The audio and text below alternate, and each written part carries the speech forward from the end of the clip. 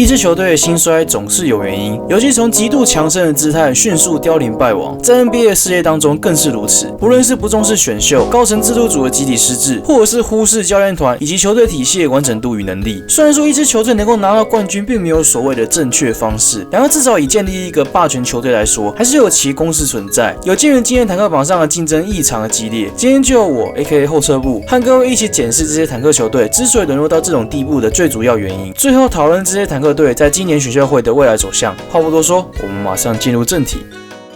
人类的历史上告诉我们的，除了是人类从历史中所学到的教训，就是人类永远学不会教训之外，历史中各种王朝的兴起和败亡都有某种固定的公式，尤其在于成人灭亡的原因永远都是那几个，就算套用到 NBA 球员身上呢，也一点都不为过。本集的影片主角正是曾经在7年前拿下冠军的达拉斯小牛队。我这一开始用小牛的原因就在于呢，过去几年中文译名一直都是依循的曲爷的译名，因此我这里还不打算更换。对于小牛面临到如此的窘境，许多人将矛头指向老板库本和制服组高层等等，在当初没有续留冠军班底中锋泰森圈德勒，尤其当初小牛那座冠军呢，可以说是有至少1/3的部分是仰赖圈德勒一个人撑起了小牛的禁区才能获得。然后对我来说，小牛这几年以来真正的问题是在于不重视选秀所能够带来的年轻战力和薪资的红利。各位也知道，小牛一直以来都是走拼装车的路线，就连2011年夺冠年呢，也是依靠着09年和10年的超短线而成功。其实也不是说超短线拼装车不好，毕竟最终只要能夺冠，当然一切都 OK 嘛。只是要走这条路的话呢，球队必须要顾好非常多的区块。大致上我粗略分成2个面向，第一个是围绕拼装的主要引擎，第二个是替换老旧零件的新零件。问题在于小牛在这2个地方上都出了大问题。先从这个拼装车的主要核心 Nowitzki 来谈好了。当时2011年夺冠的年龄已经32岁，以一个正常的 NBA 球员来说，这早就已经接近了巅峰的尾声。这时候通常球队只有2条路可以走，一个是趁着 Nowitzki 还没有退化太多，维持战力继续拼冠，另一个是寻找接班人，阵容大换血。但是库本认为他那时候可以同时兼顾2者，也就是同时维持球队的竞争力和建立年轻的世代。问题是这不管是当时呢还是现在来看，根本可以说是天方夜谭。即使从现在回头看小牛夺冠后2季的操作，除了泰森圈的没有续留之外，其余的操痕并不算差。尤其当时小牛必须要面临到新版豪华税所带来的麻烦，找来了拉马欧等本来就是算是赌注，只可惜是赌输的。其余像是盘来的 Collinson 等等也算是水准以上的操作。以 Nowitzki 当作核心继续补强维持竞争力的角度来看，小牛真正的问题并不是夺冠后2次夏天的操作，而是12-13年赛季结束后的操作。当然了，以 Nowitzki 当作核心这个角度确实是有问题的，毕竟已经34岁的他，其实老早在缩水赛季就已经有所谓的膝盖伤势问题，因此选择在12-13年赛季开季前夕动刀休息了6周。第一个警讯正是如此。我为何会说12-13年才是问题的开始呢？首先，这一季是 Nowitzki 缺席将近30比赛的一季，再来这一季是自从千禧年以来小牛首次缺席了季后赛，最后这一季是小牛开始转变打法的一季。过去小牛主要是以 Nowitzki 当做战术的主轴，也就是当做发动点的中心。在那一季，因为他开季缺席了6周，加上 OJ 没有大爆发的关系，总教练金凯瑞已经开始将 Nowitzki 移往了战术终结点，改以后场的挡拆当做战术发起点。以上的种种其实已经透露出了一个警讯，围绕 Nowitzki 作为舰队核心，似乎已经开始需要做修正了。虽然当时的库本放话说要开抢即将成为自由球员的控卫 Chris Paul 和中锋 Dwight Howard， 然而想要在自由市场上大展身手的消息，早就和那一个一直喊狼来了的小牧羊人一样。尤其当时小牛团队薪资呢，别说是招揽2个大咖了，能够挖来一个已经很了不起了。重点是小牛当时喊的口号是争冠，问题是阵中核心是已经35岁即将步入生涯晚期的 Nowitzki。讲难听一点，这种诱因完全不足，但是库本就是不愿意承认这一点。从夺冠那年开始，一直到2015年的夏天，小牛年年在自由市场上放话要抢大咖，从最初的 Deron Williams 到 Chris Paul 到 Howard 等等，最终的结果就是被迫执行 B 计划，因为要吸引大咖自由球员加盟的诱因实在太低了。尤其自从夺冠年之后到2015年夏天，小牛虽然在5季当中有4季闯进了季后赛，却没有半次是冲进第2轮。对，我知道，当然以比赛内容来看没有那么惨，包括11-12年被马刺横扫的各战比分其实很接近，以及13-14年与第一种子的马刺大战了7场才落败等等等。但是血淋淋的现实就是，小牛自从夺冠之后就再也没有闯进第2轮。而压死小牛的最后一根稻草，则是刚刚不断提到的关键字，没错，就是2015年的夏天。这里我们要将时间轴拉回2014年的夏天开始谈起。当时的小牛努力奋战到第7站才气力放尽，败给了西区第1的宿敌马刺队，止步第1轮。那一年因为没有选秀签，所以小牛的主战场很早就确定是自由市场，尤其在自由市场开放以前，便启动了交易，将表现起伏的 Denbert、防守不佳的 Calderon 搭配 Ellington 和 Larkin 以及2枚2014年的2轮签，向尼克交易回了昔日的冠军中锋 Tyson Chandler 和控卫 Raymond Felton， 更确定了自由市场的补强走向将会以侧翼为主轴，最后也成功带回了全能前锋 Chandler Parsons、防守型侧翼 Aminu 和老将 Richard Jefferson。没有错，这是小牛近几年少数比较务实的操作。虽然当时是有风声传出，他们尝试要和当时自由市场中2大前锋 LeBron James 和 Cameron Anthony 牵线，但至少呢，小牛并没有花太多的时间在追逐他们。相较之下，务实的操盘也反映在赛季的战绩上。14-15年的小牛在团队战绩上其实还算不错，尤其是10月底补进了前冠军班底 JJ Barea， 以及交易日前发动 Rondo 交易案，用 Brandon Wright、Joey Crowder、Jameer Nelson 加上未来受保护的首轮签和2轮签，向塞尔提克换来了 Rondo 与 Dwight Powell， 甚至从买断市场捡来的 Amari Stoudemire， 感觉这是要重新打造过去那一支2011年夺冠的小牛。其实一直到现在都还有很多人对于当初 Rondo 的交易案持反对方，那我个人对此其实也算是偏反对。球队立场我算是能够理解啦，前一季小牛和马刺的7场大战历历在目，在自由市场上斩获不少的小牛自然很想拼一把。我比较反对的地方主要是在于送出去的包裹，考量到了当时的 Rondo 是到期约，而塞尔提克还多要求把 Crowder 包进去等等的因素，小牛还多贴一个首轮，我就真的觉得很超过了。而最终的结果，虽然理论上其实并不完全是 Rondo 的错，毕竟小牛在季后赛第1轮以1-4输给火箭的最主要原因，还是在于 Chandler Parsons 提前挂点的关系。但是 Rondo 明显在投射端不够稳定，需要球权才能够发挥，最终完全和另外一个后场 Monta Ellis 完全搭不起来等等的因素，这些我想应该是在交易完成前就能够猜到的。至于后面的休息室问题呢，我倒觉得这不太算是能够先行预测的部分就是了。总之呢，这并不是我认为的最后一根稻草，而是在浩浩荡荡拼装1年之后，小牛在这一年的夏天又再度犯了一样的错误。各位还记得我前面说过了什么吗？人类从历史中所学到的教训，就是人类永远学不会教训。前面也不断提过，当初在2011年夺冠以来，小牛不断的想要在自由市场中钓大鱼，前几年至少还有 B 计划维持战力，而小牛在面对危机处理上其实也表现得不错。然而当时面对阵中多达10名球员，其中2个是球员选择，在夏天成为自由球员的问题，小牛固态复萌的选择在自由市场上竞争大咖。当然这也可能要把错归咎于DeAndre Jordan的言而无信啊，但是最后的事实就是大咖球员全部都没来，原本的重要绿叶球员包括 Aminu、Tyson Chandler 到 Monta Ellis 等等，全部都和其他球队签约，于是只能签下受过重伤Wesley Matthews， 草草了事。既然没有办法继续维持争冠的战力，那期待年轻世代的交替总可以吧？问题是所谓的世代交替呢，除了自由市场的签约之外，几乎只剩下透过选秀这个方式。签约的部分我刚刚已经花了不少时间谈了，因此这里剩下选秀的方式，但这正是小牛最大的问题。因为对于选秀签这种东西，小牛从来没有重视过，就算持有选秀签好了，小牛根本不会挑，也根本不会养，或者讲更绝一点，不想养。我们不用回顾太多年，直接从夺冠那一年开始看好了。2011年用第26顺位选来摇摆人 Jordan Hamilton， 错失了第30顺位的 Jimmy Butler。2012年，小牛原本想要选 Kendall Marshall 来接替 Jason Kidd 的位置，不过因为他提前被太阳以第13顺位选走，于是呢，小牛将第17的顺位拿去和骑士换来了第24、第33和第34顺位，并选来了后卫 Cunningham、中锋 Bernard James 和侧翼的 Joe Crowder， 错过了第20顺位的 Evan Fournier， 不能 Google 男人，第35顺位的 Jeremy Green， 第39顺位的 Chris Middleton， 以及第40顺位的 Will Barton。 2013年原本是用第13顺位挑来了完成度很高的常人 Kelly Olynyk， 没想到小牛先和塞尔提克交易，换来了当年第16顺位的常人 Negreira 以及2枚2014年2轮选秀签，然后将刚交易进来的常人 Negreira 搭配了同年以第2轮第44顺位所选进的 Mike Muscala， 以及去年用第1轮第24顺位所选来的 Cunningham， 向老鹰换来了同届新秀的控卫 Sean Larkin 和现金。你可能觉得还好啊，怎么了吗？问题是 Sean Larkin 是该年第18顺位选进来的，Olynyk 是小牛用自身的13顺位所选进来的。换句话说，小牛所付出的代价真的不低，别说了，我看来都黑人问号了。重点是小牛所送出的4个球员当中呢，除了 Cunningham 已经成为浪人之外，包括了 Muscala、Negreira 和 Olynyk 等等的年轻球员，时至今日都已经是各个球队当中的中间分子。看到真正的问题了吗？我这里先不论小牛在选秀会上错过了谁，单从新秀被选走之后的养成和操作来看，这些新新秀往往待了一季就被包一包送走。如果新秀本身能力够就算了，然而这几年被小牛选来的球员几乎都离开 NBA 了，只有 Larkin 还在塞尔提克当第3的控球 ，Crowder 也是一样，到了塞尔提克才被调教成功。尤其他还是被小牛选走的球员当中待最久的，没有年轻战力接班，小牛只能一直签老将来应急，或是把合约赌在状态不明的球员。每当看起来有机会可以拼一把的时候呢，就把选秀签啊、新秀啊拿出来丢一丢、包一包。殊不知真正的问题从来就不是配件的问题，而是球队的体质早就已经腐烂生锈，只剩下诺维斯基一个人独自撑着这支球队。然而强如他也早是强弩之末。我能够理解库本对于诺维斯基的深厚的激情，而不是我是说深厚的友情。但是球队的操作和补强和计划当中所最忌讳的就是感情这2个字。库本为了诺维斯基而选择维持竞争力，而小牛确实在11年之后速度打进了季后赛。然而早在12-13年他就该发现这是行不通的。后来在13-14赛季与马刺大战7场的场景，也说明了当时的小牛不过是回光返照罢了。之后的小牛虽然因为各种因素导致一轮游，然而在第2次面对和11年类似的情况下，库本选择重蹈覆辙，再度盲目的追逐明星球员，最后落得人财两空的窘境。讲直接一点，像想要那样乱卖选秀签和年轻球员的做法，没有黑暗个5到10年，恐怕还是要感谢常年被库本对于诺维斯基的真挚感情所感动，而让他们成功选到了 Dennis Smith Jr. 吧。加上小牛最近几年开始把注意力放到海外和发展联盟之后，确实是有找到不少好用或者是有潜力的年轻球员，从 Seth Curry 到 UJ Ferrell 再到 Maxi Kleber 等等，至少看来现在已经改中文译名的独行侠，或者也能随着新译名而迈向新的道路吧。这样够不够 gay 班呢？好了，我以上谈一谈过去的历史以及导致现在的败因，既然都已经回忆过去了，那未来我们也跟着看看好了。反正预计能够看到这里的观众们呢，肯定是小牛、独行侠铁粉了。如果是我铁粉也可以啦。以下既然是今年和未来的事情，那就开始用独行侠来称呼吧。目前坦克榜上的独行侠位于第7名，我是不知道影片上传那天会是第几啊。你也知道现在不小心输一场，可是会跌好几个顺位了。认真觉得 NBA 应该要多颁个奥斯卡奖之类的，各种演绎精湛啊。假设这是最终顺位的话啦 ，Ayton 啊、贝格里啊之类的是不用想了。独行侠阵中我认为最缺的球员是具备了控球传导能力的侧翼，其次是强力的禁区中锋。以本届和独行侠可能的顺位来看，Luka Doncic 会是最符合独行侠的球员。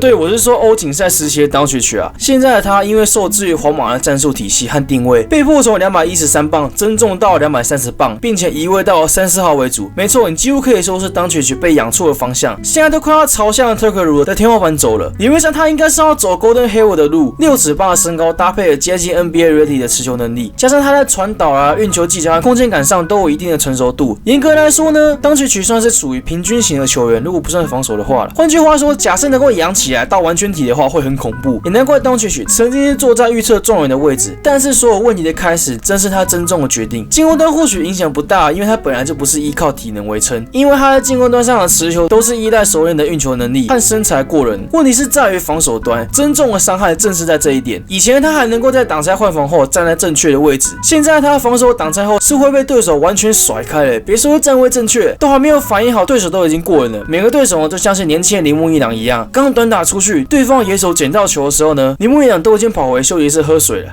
现在铃木一朗真的老了。总之，当学到 NBA 之后，所要面临的问题不少。有人说减重回来不就好了吗？话是这样讲没有错啊，只是球员减重了，势必会影响到很多的层面，包括了平衡感、协调性、适应到手感问题，肯定都会受到影响。一个新秀晋升到 NBA 等级，就已经需要学很多东西，再加上我们刚刚提到的种种减重过程所要面临到的问题，当学到 NBA 之后，肯定会撞墙一段时间。当然，他的天分和能力是毋庸置疑，真材实料，只是在转化到适合的体系打法和强度适应上，当学他选他的球队会花上不少时间。而且独行侠选他之后，假设选得到的话，禁区的问题还是需要解决，尤其考量到老鹰也对着当学抱持着高度兴趣的状态，以及目前有点尴尬的顺位，毕竟前5还是最好了。真正的人选呢，应该会是 Jaren Jackson Jr. Triple J。6尺10寸的他其实算是转型3D 前锋的成功案例，甚至到了今年年初开始展现了一些持球能力和潜力。但是他的问题在于球场解读和经验极为薄弱，几乎可以说是今年前10顺位当中最菜的。另外，因为是3D 球风的因素，除了篮下和三分线以外，没有其他稳定的进攻手段。防守端只是很喜欢过度的协防和下手犯规。不过撇除掉这些疑虑以及需要修正的区块呢，JJJ 在进攻端的其他技巧上确实有不少遐想空间。理论上来说，除了多一个持球传导能力球员这个需求之外，JJJ 的能力几乎可以说是完全符合独行侠现在所缺乏的要素。当然，有鉴于现在才18岁，成长期至少需要3年，独行侠需要的会是良好的养成体系以及耐心。至于 Bamba 和 Michael Porter Jr. 的部分呢，前者这毫无疑问是顶尖防守型的中锋，但是自认的进攻端所带来的疑虑以及养成的时间，会左右他最终长成 Mutombo、Camby 还是 Noel， 甚至更惨一点变成 Sabit 之类的，希望是不会啦。老实说，我更在意他的对抗性能不能够撑过 NBA 的强度，或者只是比较倾向纯粹的进攻终结者。我比较担心他会和 Harrison Barnes 互斥，何况他的护框能力也不符合独行侠的需求。总结来说，假设独行侠的顺位最终落在4到7的话 ，Doncic、Triple J 和 Bamba 会是最好的选择。侧翼的理想型是 Doncic， 如果没有选到的话，我认为应该要先补强弱势的禁区。高侧翼的球员其实可以在等到自由市场中找就好，例如说去抢 Aaron Gordon 之类的都是可行的。好的，总算来到影片的尾声了。这是我一直以来很想要做的系列影片，希望各位能够喜欢。不过有鉴于这个系列在准备过程上极为费时的情况下，我很有可能会观察这支影片的状态，来衡量球队影片的数量和时间的取舍。所以麻烦喜欢这支影片的观众朋友们呢，别忘了帮我按个喜欢，并且分享出去。下一支影片将会谈论季后赛卡位战的内容，不想错过的朋友们可以订阅我的频道，顺手按一下旁边的铃铛按钮，就不会错过啦。那影片也差不多告一个段落了，感谢各位的观看，我是后车部，我们下一部影片再见。